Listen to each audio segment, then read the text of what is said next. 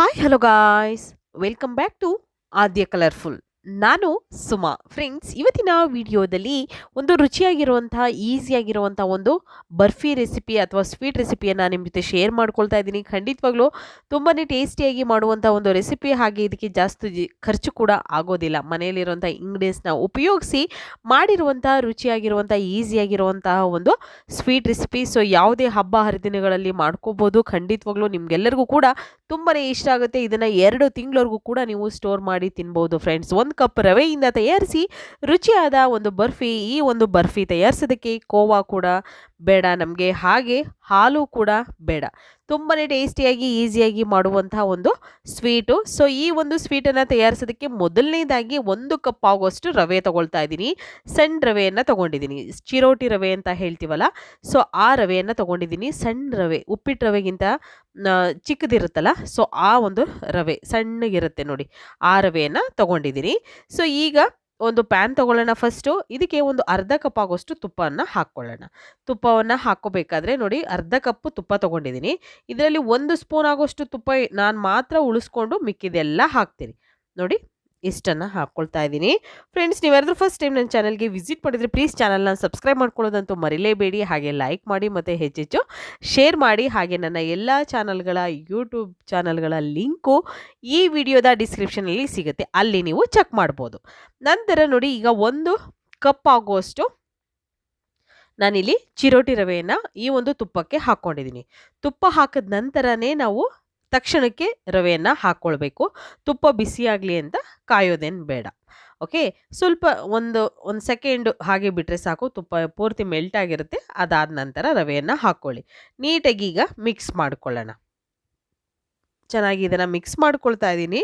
So ಈಗ ರವೆಯನ್ನು ಉರಿಬೇಕಾದ್ರೆ ನಾವು ಸ್ವಲ್ಪ ಕಲರು ಸ್ವಲ್ಪ ಚೇಂಜ್ ಆಗಬೇಕು. ಜಾಸ್ತಿ ಇದನ್ನು ರೋಸ್ಟ್ ಆಗೋ ಥರ ಮಾಡ್ಕೋಬಾರ್ದು ನಾವು. ಸ್ವಲ್ಪ ಕಲರ್ ಚೇಂಜ್ ಆಗಬೇಕು. ಪೂರ್ತಿಯಾಗಿ ಕಲರ್ ಚೇಂಜ್ ಆದರೆ ಖಂಡಿತ ನಮಗೆ ಬರ್ಫಿ ಅಷ್ಟು ಚೆನ್ನಾಗಿ ಕಾಣೋದಿಲ್ಲ ನೋಡೋದಕ್ಕೂ ಕೂಡ, ಮತ್ತು ತಿನ್ನೋದಕ್ಕೂ ಕೂಡ ಸ್ವಲ್ಪ ಒಂಥರ ಜಾಸ್ತಿ ಫ್ರೈ ಆದರೆ ಹೇಗಾಗಿರುತ್ತೋ ಆ ಥರ ಸ್ಮೆಲ್ ಬರ್ತಾ ಇರುತ್ತೆ. ಸೊ ಅದು ಬೇಡ. ಅದಕ್ಕೋಸ್ಕರ ನೋಡಿ, ಈ ರೀತಿಯಾಗಿ ಚೆನ್ನಾಗಿ ಮಿಕ್ಸ್ ಮಾಡಿಕೊಂಡು ಫಸ್ಟಿಗೆ ಹೀಗೆ ಇದನ್ನು ಸ್ವಲ್ಪನೂ ಕೂಡ ನಾವು ಅದನ್ನು ಬಿಡದ ಹಾಗೆ ಕೈಯನ್ನು ಆಡಿಸ್ತಾನೆ ಇರಬೇಕು. ಯಾಕೆ ಅಂತಂದರೆ ಸಣ್ಣ ರವೆ ಮತ್ತು ಉರಿ ಕೂಡ ಇರುತ್ತಲ್ಲ, ಸೊ ಬೇಗನೆ ತಳ ಸೀಯುತ್ತೆ. ಹಾಗಾಗಿ ಏನು ಮಾಡ್ಕೋಬೇಕು ಅಂತಂದರೆ ನಾವು ಯಾವಾಗಲೂ ಕೂಡ ಈ ರೀತಿಯಾಗಿ ಮಿಕ್ಸ್ ಮಾಡ್ತಾನೇ ಇರಬೇಕು. ಹೀಗೆ ಮಾಡೋದ್ರಿಂದ ನಮಗೆ ನೀಟಾಗಿ ಎಲ್ಲ ರವೆ ಕೂಡ ನೀಟಾಗಿ ಫ್ರೈ ಆಗುತ್ತೆ ಎಲ್ಲ ಕಡೆನೂ ಕೂಡ. ಯಾಕೆ ಅಂತಂದರೆ ಒಂದು ಕಡೆ ನಾವು ಕೈ ಆಡಿಸ್ತಾ ಇದ್ದರೆ ಇನ್ನೊಂದು ಕಡೆ ಹಾಗೆಯೇ ಉಳ್ಕೊಂಬಿಡುತ್ತೆ. ಅದಕ್ಕೋಸ್ಕರ ನೋಡಿ, ಹೀಗೆ ಮಿಕ್ಸ್ ಮಾಡಿಕೊಂಡು ತಗೊಂಡಿದ್ದೀನಿ. ಈಗ ಇಲ್ಲಿ ಇನ್ನೊಂದು ಪ್ಯಾನ್ ತಗೊಂಡಿದ್ದೀನಿ. ಅದಕ್ಕೆ 1 ಕಪ್ ಆಗೋಷ್ಟು ಸಕ್ಕರೆ ಹಾಕ್ಕೊಳ್ತಾ ಇದ್ದೀನಿ. ಸಕ್ಕರೆಗೆ ಈಗ ನಾವು 1 ಕಪ್ ನೀರನ್ನು ಹಾಕ್ಕೊಳ್ಬೇಕಾಗುತ್ತೆ.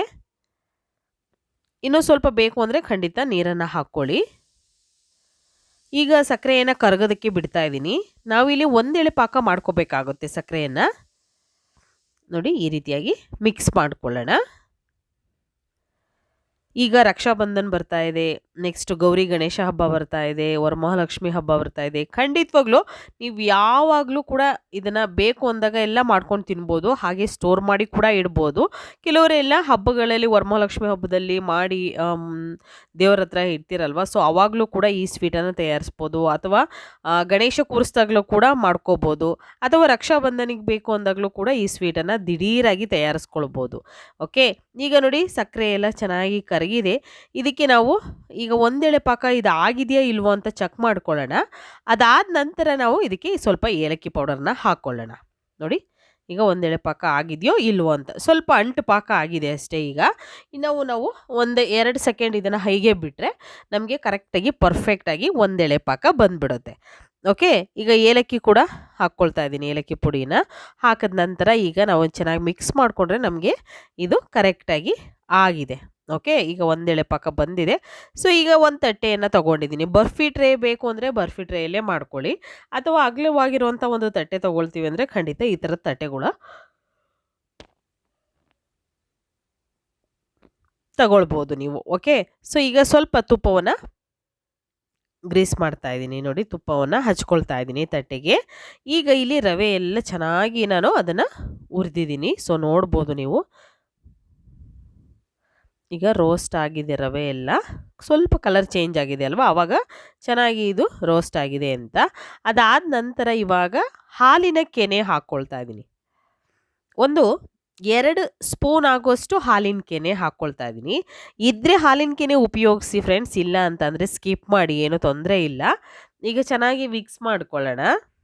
ಮಿಕ್ಸ್ ಆದ ನಂತರ ಈಗ ಸಕ್ಕರೆ ಪಾಕ ಇದೆಯಲ್ಲ, ಸಕ್ಕರೆ ಪಾಕನ ಸ್ವಲ್ಪ ಸ್ವಲ್ಪನೇ ಹಾಕ್ಕೊಂಡು ಮಿಕ್ಸ್ ಮಾಡ್ಕೊಳ್ಳೋಣ. ಯಾಕೆಂದರೆ ಒಂದೇ ಸಲ ಹಾಕಿದ್ರೆ ಗಂಟಾಗೋ ಚಾನ್ಸಸ್ ಇರುತ್ತೆ.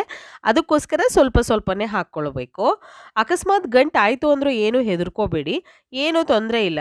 ಸ್ವಲ್ಪ ಗಂಟು ಆದರೂ ಸೊ ಅದು ಆಮೇಲೆ ಎಲ್ಲ ನೀಟಾಗಿ ಅದು ಫ್ರೈ ಆದ ನಂತರ ನೀಟಾಗಿ ಇದು ಈಗ ಮಿಕ್ಸ್ ಮಾಡ್ತೀವಿ ನೋಡಿ, ಆಗ ನಿಮಗೆ ಸ್ವಲ್ಪ ಗಂಟು ಅಂತ ನಿಮಗೇನಾದರೂ ಆ ಥರ ಆದರೆ ನೀವೇನೂ ತಲೆ ಕೆಡಿಸ್ಕೊಬೇಡಿ, ಚೆನ್ನಾಗಿ ಇದನ್ನು ಮಿಕ್ಸ್ ಮಾಡ್ತಾನೆ ಇರಿ. ಸ್ವಲ್ಪ ಗಟ್ಟಿ ಆಗ್ತಾ ಬರುತ್ತದು, ಆವಾಗ ತಾನಾಗಿಯೇ ಗಂಟುಗಳೆಲ್ಲ ಹೊರಟೋಗುತ್ತೆ ನೋಡಿ. ಚೆನ್ನಾಗಿ ಮಿಕ್ಸ್ ಮಾಡ್ಕೊಳ್ತಾ ಇದ್ದೀನಿ ಈ ರೀತಿಯಾಗಿ. ಸ್ವಲ್ಪ ಸ್ಟವ್ನ ಲೋ ಫ್ಲೇಮಲ್ಲೇ ಇಟ್ಕೋಬೇಕು, ಹೈ ಫ್ಲೇಮ್ ಮಾಡಬೇಡಿ ನೋಡಿ. ಸ್ವಲ್ಪ ಸ್ವಲ್ಪನೇ ನಾವು ತುಪ್ಪವನ್ನು ಹಾಕ್ಕೊಳ್ಬೇಕಾಗತ್ತೆ. 1 ಸ್ಪೂನ್ ಆಗುವಷ್ಟು ತುಪ್ಪ ಇಟ್ಕೊಂಡಿದ್ದೆ ನಾನು. ಈಗ ಮತ್ತೆ ಅದಕ್ಕೆ ಸ್ವಲ್ಪ ತುಪ್ಪವನ್ನು ಸೇರಿಸ್ಕೊಂಡಿದ್ದೀನಿ. ಎಡಿಟಿಂಗಲ್ಲಿ ಅದು ಮಿಸ್ ಆಗಿದೆ. ಅದಾದ ನಂತರ ಈಗ ಮತ್ತೆ ಮಿಕ್ಸ್ ಮಾಡ್ಕೊಳ್ತಾ ಇದ್ದೀನಿ.